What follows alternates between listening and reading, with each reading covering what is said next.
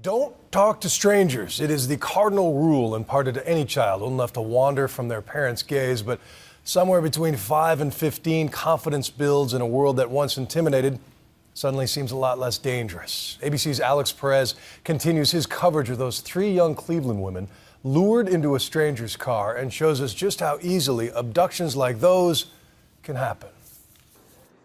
It's the first Friday night in Cleveland in nearly a decade. Someone, somewhere, isn't wondering where Amanda Berry, Gina DeJesus, and Michelle Knight are. It's also the first Friday Ariel Castro is behind bars for rape and kidnapping.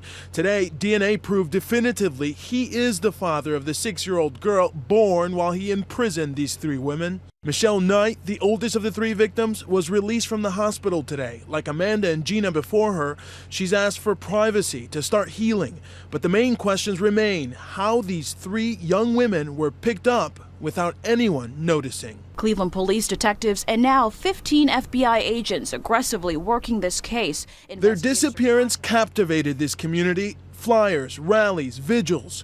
Reporter Paul Kiska covered the kidnappings from day one and was right there when the young women finally made it home.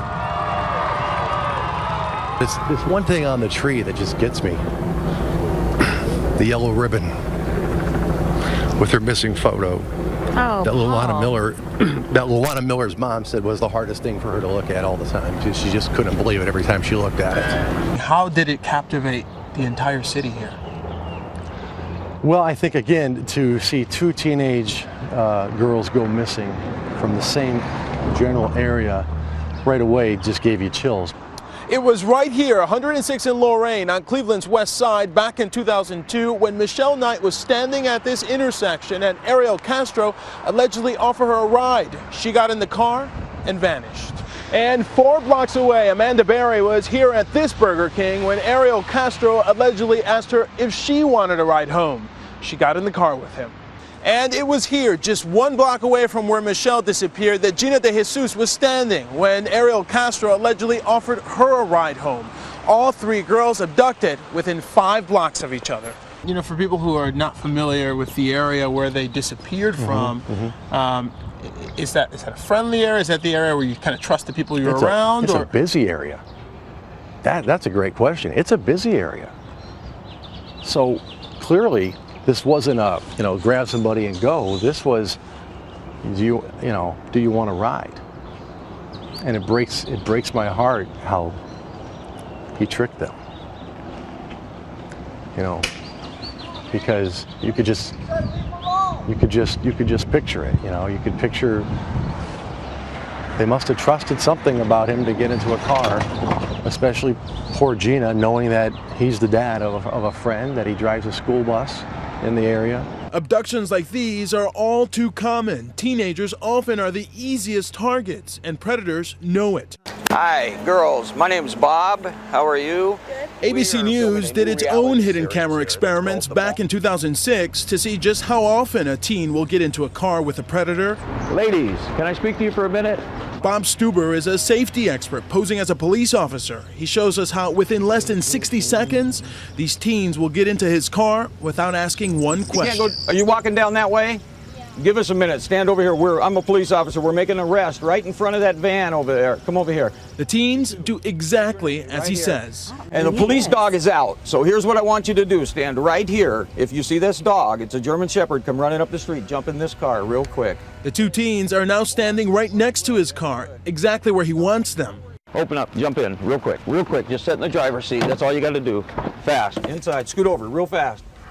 I can't believe she got in the car. Her mom is watching her daughter, Caitlin, in a nearby van. She is stunned that in less than a minute, her 14-year-old daughter has just climbed into this stranger's car. Can't believe it. Caitlin, actually, there's not really a police incident, and your mom's right up here in this van. This is for ABC News. That's not funny. No, it's not. Try to be as honest as you can. What did you really think? I seriously didn't think you were caught. Okay, that's good. But why did you go with me? This is important. I don't know. What is it that makes this teen do everything she had been taught not to do? If you really don't know what to do, you're going to do what I tell you to do, and that's exactly what happened. And I had you all the way in the car. Cleveland police believe Ariel Castro captured all 3 of his victims by luring them into the car. Next, Bob plays a would-be kidnapper, setting himself up as the hero. He lets the air out of this 18-year-old's tire while she's in the mall shopping. She doesn't even notice she's got a flat tire. You got a flat tire. You got a flat tire. Right here. Bob is using the Good Samaritan ploy, where the kidnapper appears to be the guy who has come to save the day. You want to use this? It'll pump it up in about 2 minutes. Thank you so much. No problem. I want to back up and put right here so I can put it in my lighter. It'll work in yours. It won't. So give me 1 second. Before she even thinks about it, JC will get into his car. If you put that in my lighter, there's 2 lighter slots. Either one should work. And the keys, you may have to put the key in and turn the ignition. Try just the lighter first. And tell me when it's in. Bob now has his next victim. Now, had I been a real predator, I would have got in right behind you. You would have looked up, and there I would have been right behind you, and I would have just moved you over. I would have taken off, and the door would have shut as I'm driving. Boom. We'll be out of this lot in just a matter of seconds. I was thinking the whole time I shouldn't get in. Mm-hmm. But you did. But I did. That's the important thing. Why do you think you did? Because I didn't know what else to do. The good news is that half the teens we approached did not get into the stranger's car. I don't think so. You don't think so? I don't want to. No, I don't think that's okay. But what's frightening is just how many of them did, and did so with surprising ease, just like what happened here in Cleveland. It's happening right under our noses with people that these families, some of them knew. You know, this guy was a school bus driver. It's terrifying that his daughter was in the same class as Gina. So, you know, it's all tragic. But we talk about stranger danger all the time. It's so frightening that these are people that a lot of people know as neighbors, as friends of the family.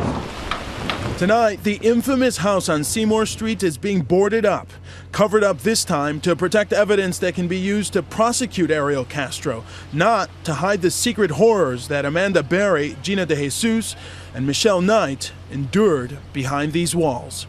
For Nightline, I'm Alex Perez in Cleveland.